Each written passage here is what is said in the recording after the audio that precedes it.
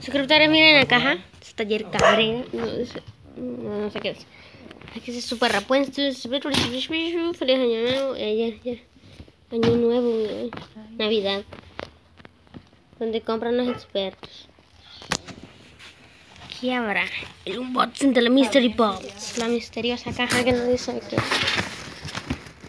¡Tijeras! ¡Ahora sí llegó la Navidad! Un moño verde.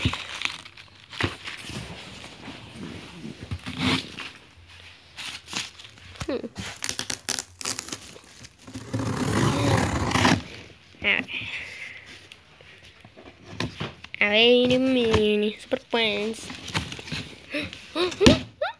Es un churrote. Ahora ya estoy viendo churrote. Okay. Uy. Son galletas. Sopa. ¿Qué es?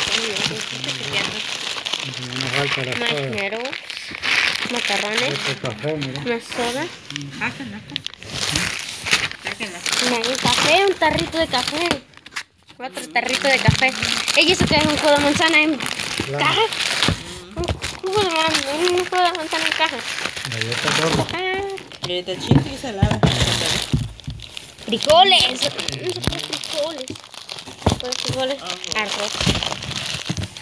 ¡Ey, maíz! ¿Más seca? No seca. No. ¿Qué es eso que es aquí? Vitamina azúcar.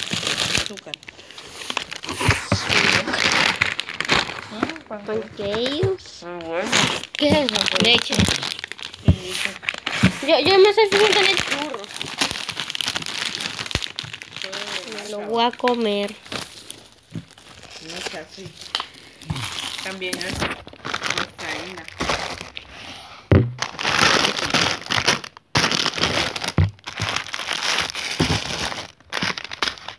¿Qué es eso? ¿Qué es eso? Es flan, mira. Una sopa es. Dos. La sopa. 2 de esta bola. Voy a comprar una de estas. Un flan.